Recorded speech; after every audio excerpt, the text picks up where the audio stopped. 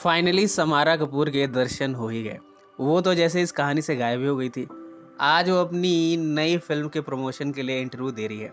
जब उसे उमंग से टूटी हुई शादी के बारे में पूछा गया तब वो कहती है कि वो सब बातें बीत चुकी हैं। अब वो मूव ऑन कर चुकी है। आजकल वो ऐना से रिलेशनशिप में है। ये इंटरव्यू उमंग अपने मोबाइल पर देख रही है।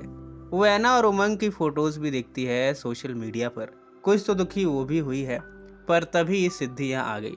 सिद्धि भी ऐना की तस्वीर देखती है। वो उमंग से कहती है कि तुझे कोई फर्क नहीं पड़ना चाहिए, तूने भी तो मेहर को डेट किया था। उमंग सिद्धि को 5 साल की बच्ची कहती है। सिद्धि को याद आया कि वो अपने मॉम से बड़ा बुरा बिहेव कर रही है पिछले कुछ दिनों से। वो स्नेहा से माफ़ी मांगने जाती है। वो थैंक्स बोलने जाती है ये सब अरेंज करने के लिए, इटली का टूर अरेंज करने के लिए। इतने में राजन बाथरूम से निकला। सिद्धि ये जान चुकी है कि स्नेहा और राजन ने रात को संभोग किया था। उसे नाराजगी है अपनी माँ पर जो इतनी जल्दी मूव ऑन कर गई। वो चाहती थी कि सिद्धि और स्नेहा साथ में रहें, कोई तीसरा ना हो। सिद्धि फिर से नाराज होकर चली जाती है। जब वो मिहिर से मिली है तब मिहिर भी उसे बच्चा कहकर बुलाता है। सिद्धि को यह रियलाइज हुआ है कि वो वाकई में चाइल्ड और सेल्फिश है। वो मिहिर को गले से लगाती है। उसमें अब कुछ बदलाव आने लगा है। अब सब यहाँ से जा रहे हैं। सिद्धि स्नेहा को हक करके माफी मांगती है अपने बैड बिहेवियर के लिए। स्नेहा ने भी उसे माफ कर दिया। अब सभी मुंबई आ गए हैं। अंजना और वरुण के बीच अब प्यार फिर से पनप चुका है। दोनों सालों बाद मुंबई में संभोग कर रहे हैं। संभोग के बाद वरुण कहता है कि अब हम बूढ़े हो रहे हैं, हमें साथ में बुढ़ापे के दिन बिताने चाहिए। चारों दोस्त सिद्धि के घर पर मिले हैं। यहाँ तीनों सहेलियां सिद्धि को एडवाइस करती हैं कि सिद्धि को मैच्योरिटी दिखानी चाहिए और स्नेहा को उसकी जिंदगी जीनी देनी चाहिए। सिद्धि भी अब इसके लिए राजी है। यहाँ उमंग बता देती है कि उसने शॉन के साथ इटली में संभोग किया था। दामिनी भी बताती है कि इटली जाने से पहले उसने भी धनंजय के साथ संभोग किया था। अब बारी अंजना की है। वो भी कहती है कि उसने वरुण के साथ इटली में संभोग किया था और वो वरुण को फिर से चांस देना चाहती है।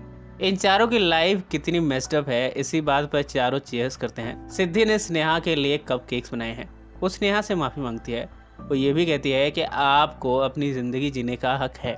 पर सिद्धि ने स्नेहा से ये भी कहा कि आप हमेशा निरोध का इस्तेमाल करना, मैं सिर्फ अकेली चाइल्ड रहना चाहती हूँ। यहाँ फिटनेस स्टूडियो में उमंग शॉन से दोबारा संभोग करती है।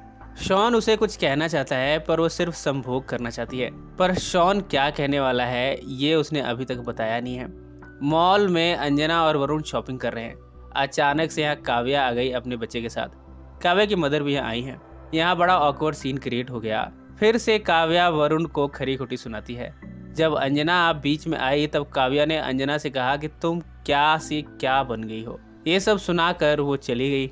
ऑफिस में अंजना कुछ कांच के टूटने की आवाज़ें सुनती है। वो रूम में जाती है। यहाँ शशांक ग्लास तोड़ रहा है। उसका डिवोर्स होने वाला है। उसने अंजना पर आरोप लगाया है कि अंजना ने कभी उसकी परवाह नहीं की, एकदम से उसे अपनी लाइफ से निकाल दिया। अंजना कहती है कि उसने शशांक के साथ कुछ भी गलत नहीं किया। वो कहती है कुछ बातें शशांक ने उसे छुपाई थी और बाद में ये प्रॉब्लम क्रिएट कर गई। अंजना कहती है कि तुमने मुझे कभी नहीं बताया कि तुम एक ओपन मैरिड लाइफ में नहीं हो और इस वजह से मुझे ऑकवर्ड सीन में फंसना पड़ा। धनंजय ने एक फंड रेजर पार्टी अरेंज की है। दामिनी के कहने पर जे भी इसमें शामिल होता है। जे यहाँ पर देखता है कि किस तरह धनंजय की वजह से दामिनी उससे दूर जा रही है। शशांक और अंजना ने अपना अपना गुस्सा उतार कर सब कुछ सॉर्ट आउट कर लिया है। दोनों साथ में ड्रिंक लेने जा रहे हैं। धनंजय अपनी स्पीच देने जा रहा है सबसे डोनेशन मांगने के लिए। यहाँ उसने दामिनी को स्टेज पर बुलाया। दामिनी ने भी स्पीच दी, सबसे सपोर्ट मांगा। धनंजय ने नई गर्लफ्रेंड बनाई है लाना। चारों यहाँ साथ में ड्रिंक लेते हुए बातें करते हैं। जे निगलेक्टेड फील कर रहा है। दामिनी जे से कम और धनंजय से ज़्यादा इंटरेक्शन करती है। जे को काफ़ी गुस्सा आया, उसने सारा गुस्सा बचा कर रखा है। दामिनी और जे जब घर की तरफ जा रहे हैं तब जे तेज स्पीड में बाइक चलाता है। एक्सीडेंट होते होते रह गया। दामिनी जे पर गुस्सा होती है।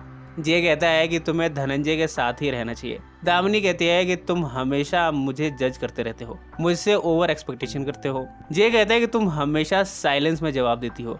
मैं जब भी घर पर होता हूँ तुम ऑफिस में होती हो। जब तुम ऑफिस से आती हो तब जानबूझकर बाथरूम में बैठ जाती हो और जब मैं सो जाता हूँ तब तुम बेडरूम में आती हो। तुम हमेशा दूरी बनाकर रखती हो।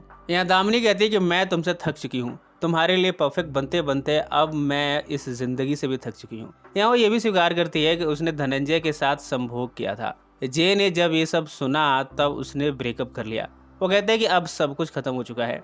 जय ने दामिनी को यहीं गली में छोड़ दिया और यहाँ से चला गया। इसी नोट पर कहानी का ये हिस्सा यही समाप्त हो जाता है। सो फ्रेंड्स, फिर मिलेंगे ज़िंदगी के किसी नए मोड़ पर।